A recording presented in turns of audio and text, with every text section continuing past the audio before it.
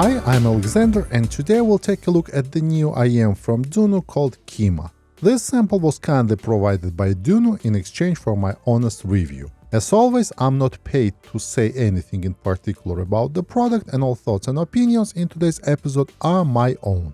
DUNU has dedicated itself to the development and manufacture of earphone products since 1994, and they don't need a special introduction. Kima features a 10mm dual-chamber dynamic driver with a DLC diaphragm, well-designed shells made from a high-density alloy, premium silver-plated copper cable, and a dual-cavity structure. The IEMs come in a medium-sized carton box with a sleeve. On the front of the sleeve there's yet another waifu illustration. On the back of the sleeve there's a list of technical specifications. Inside the sleeve there's a stylish black box. In this box we have DUNU Kima IEMs, detachable cable, 3.5mm to 6.3mm adapter, 3 pairs of gray silicone ear tips labeled as balanced ear tips, 3 pairs of color-coded ear tips, so-called candy ear tips, labeled as base ear tips, 3 pairs of new Stage and Studio silicone ear tips labeled as vocal ear tips, a cleaning cloth,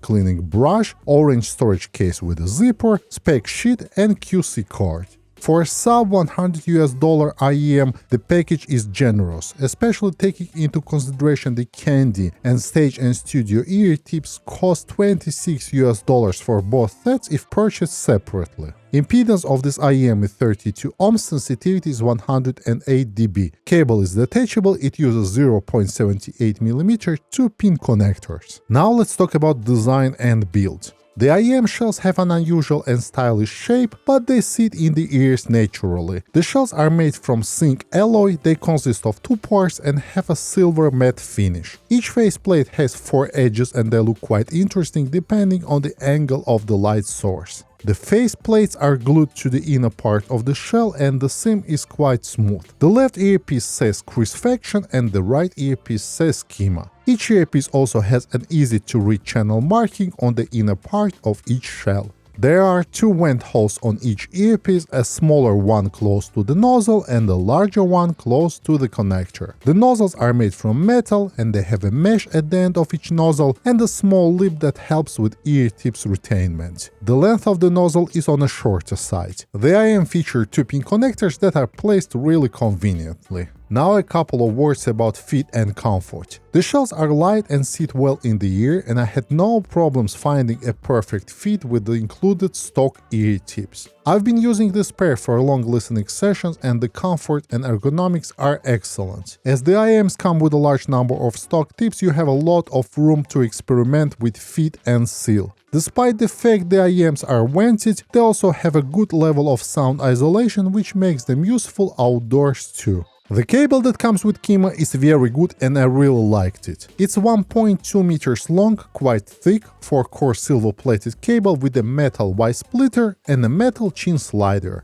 It has a straight 3.5mm connector on one end and 2 0.78mm 2-pin connectors on the other ends. The connectors also have L and R letters, which are hard to read, taking into consideration the connectors are transparent. Thankfully, the right connector has a red-colored base. The cable is low in microphonics and feels really good in the hand. Now let's talk about the sound. Please note that all sound impressions that I'm sharing on my channel are completely subjective, so please take them with a grain of salt. All tests in my review have been performed using the Stage and Studio stock ear tips. Kima has a natural timbre and a lively tonality, with a tight and mature bass, refined and thick mid-range, and smooth yet detailed treble. The overall sound signature is slightly warm, making this pair a good all-rounder for many genres of music. Rated at 32 ohms and 108 dB of sensitivity, Kima was easy to drive from portable sources. But I have also noticed that Kima benefits from additional power and it truly shines with a powerful source, which is a good news if you have a powerful source at hand.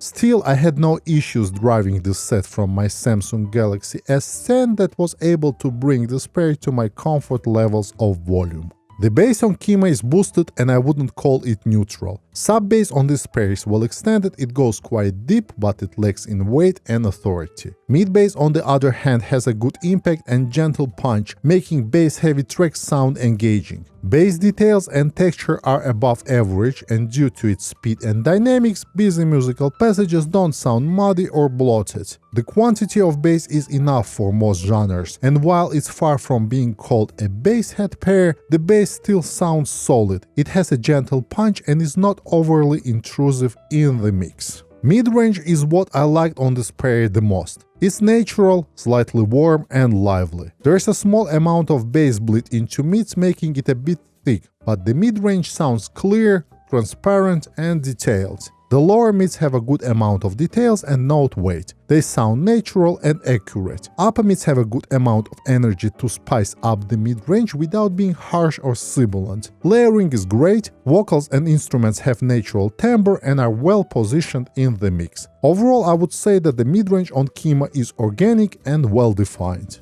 The treble on Kima is what some people can call a bit wailed. It's smooth and safe, yet not very engaging, but this exactly makes this IEM very comfortable for long listening sessions. The transition between upper mid-range and treble is well executed, but then the treble rolls off quite a bit. Treble lacks some air and sparkle for my personal taste, but at the same time I understand that additional treble could make this tonality less all-rounder and balanced. So I understand why treble is tuned the way it is. The treble is not intrusive nor harsh, but still it lacks a bit in details, and I think Kima could benefit from additional treble extension. Kima's soundstage is slightly above average both in terms of its width and depth. Separation of instruments, while not class-leading, is good. Resolution, detailed retrieval, as well as clarity on this IEM are above average, pulling out all the necessary details from your music. Instruments and vocals sound natural, and the IEM perform quite well timbre-wise. Imaging is good for the price, and I can easily locate everything within my music.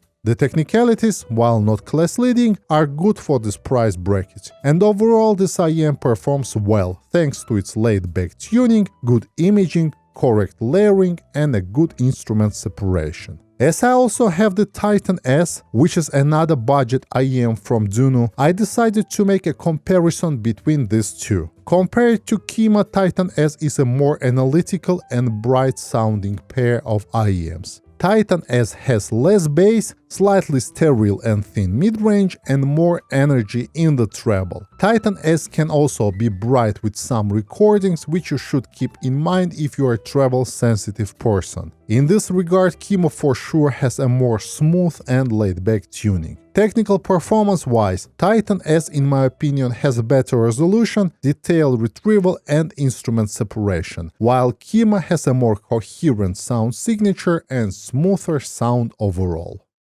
Let's summarize. Kima has a very natural timbre and a lively tonality with tight and mature bass, refined and thick mid-range and smooth yet detailed treble. Pros: excellent design and build, comfortable fit, great selection of stock ear tips, excellent stock cable, tight and mature bass, natural timbre and non-fatiguing tuning, and generous accessories. Cons: treble lacks some air and sparkle for my personal taste, detailed retrieval is average, and a gentle mid-bass punch can be a deal breaker for some people. Kima is not perfect, and fierce competition in this price bracket doesn't help either. Personally, for myself, the only real shortcoming of this pair is that it lacks some excitement factor. But its safe tuning works really well for many genres of music, making it a good pair for long listening sessions. Overall, I can recommend this pair to those who are sensitive to treble and want a comfortable IEM with a natural timbre and non-fatiguing tuning. In addition, the IEM comes with generous accessories and an excellent stock cable, which is also important in our hobby. Alright guys, that's all from me for today, and I hope that you enjoyed this review. If you want to see more content like this, please consider subscribing to my channel and click the bell icon to receive new video updates. See you in the next episode. Goodbye.